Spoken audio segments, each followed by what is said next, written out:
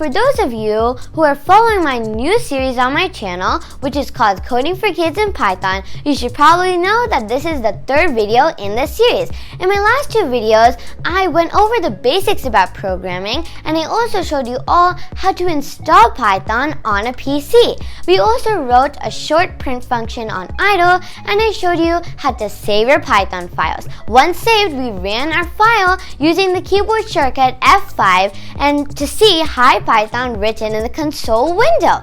After covering these basics, I then went over some very important shortcuts that you definitely should know, which will make coding much easier. I hope you guys found those shortcuts as useful as much as I did. In today's video, we'll go a little more in depth on the various uses of the print function and see how to customize the output. Also, I will introduce you to the concepts of variables, and we will learn briefly about the different types of variables supported by Python. Once again, this video series is based on the incredible book which is called Coding for Kids in Python, written by Mrs. Adrienne Tacke. This book is mostly intended for kids who are new to programming, and that's why we're going to be starting this series with learning some basic programming concepts. I hope you guys find this series very easy to understand and follow the steps into the world of Python programming.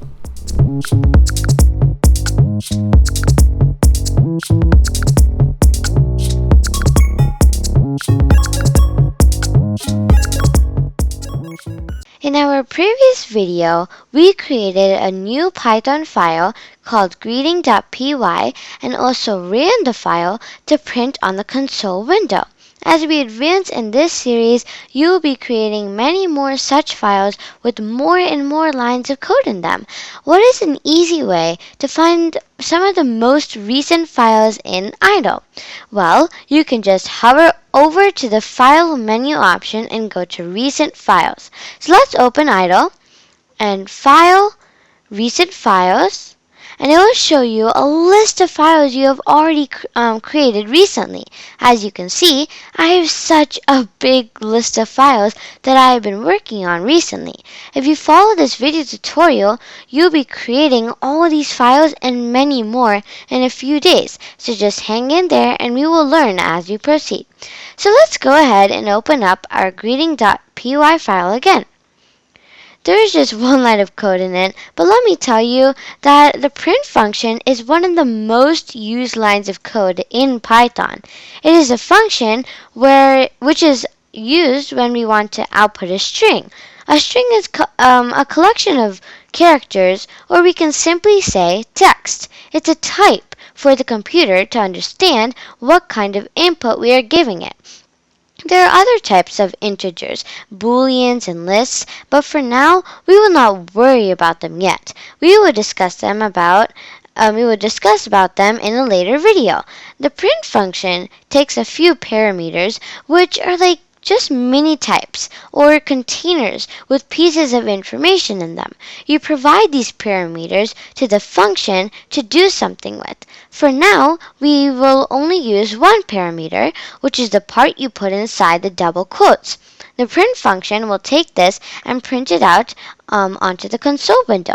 We can use the print function to write whatever we want to the console window. However, there are a few situations and some special characters that the print function does not behave nice with.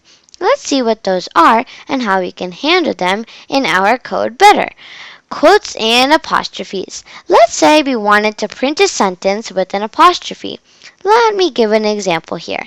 So let's go ahead and type print, open parentheses, I'm so happy to be learning how to code in Python. And close single quote and close parentheses. And let's try to run this print statement and see what happens. Yay, we got our first syntax error. It says invalid character in identifier. Let's just understand what's happening here. The print function knows that it will get one set of characters that it will output. These characters are supposed to be between the quotation marks. However, in our sentence, Python finds the first open quotes at the very beginning. but then it sees the second close quotes right after the character I. Now, it doesn't know what to do with the rest of the characters that we are sending it, so it errors out. So how do we fix this? Well, one way to do it is to use double quotation marks at the beginning and the end. Python will now look for two double quotation marks and print everything in between them, including the single quotes we wanted. So let's try that. Now click enter, and there we go. It worked. We got, "I'm so happy to be learning how to code in Python," just like we wanted. Another solution to this problem is to use escape characters. Escape characters are special characters that allow us to give the computer a heads up when we're going to pass some tricky information to it.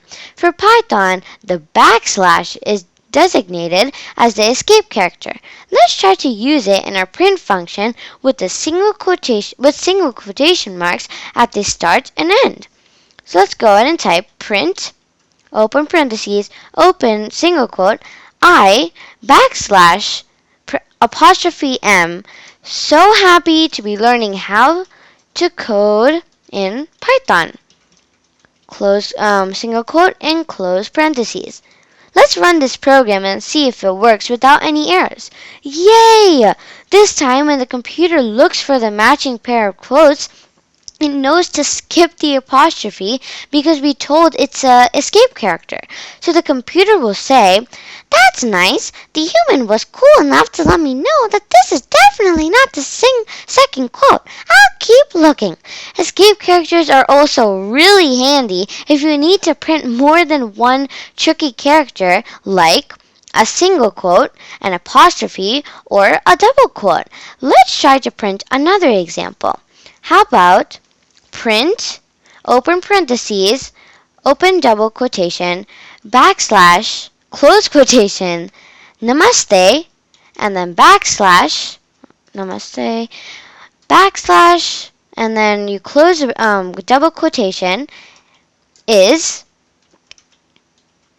and backslash again, close double quotation, hello, backslash, close the quotation in Hindi, and close the quotation and close the parentheses. That was pretty complicated. Well, how about we now run this line? You see how the computer prints the word namaste and hello with double quotes. Another troublemaker with the print function is multiple lines. How can we print multiple lines to the console? Well, let's try to write an example. Print, parentheses, open quotation, here is backslash N-A sentence, backslash N on many, backslash N different lines. Close quotation and close the parentheses. And it may look funny when you type this, but let's see what we're asking the computer to do. As you can see, we're using the escape character backslash. The letter N immediately after the backslash tells the computer to go to a new line. Finally, let's briefly define variables and see what they mean in a programming language like Python. Variables are like containers with some information in them. Or you may think of them as tags or a way to track information. So let's try to create a variable in our file. First, we need to give a name to our variable. Let's call it, how about, name. So once we give it a name, we give an equal sign next to it. This tells the computer that we are giving the name variable some information it should keep. This is called an assignment or assigning a variable. Finally, we type the information our variable should contain. In this example, it's my name, Neha. So that's it. Now let's see how we can use this variable in a print function. Print, open parentheses, name, close parentheses. Now when we press enter, what do you think we'll see? Well, will it print out the text name?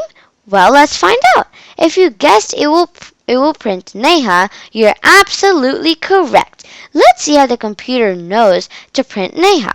When the computer sees a variable, it says, "Ooh, human wants me to remember this piece of information. I better make some room in my register and store this data. I should also mark where I'm storing this data so I can quickly get it if human needs it again." Computers are just great. The register is basically a place within the computer's CPU, which stands for Central Processing Unit, that holds information. You can think of it as a big old bookshelf with many different cubbies to place things in. The computer marks the location of any data it stores to quickly get it. Cool, right? With this brief introduction to variables, I would like to end my third video in this series.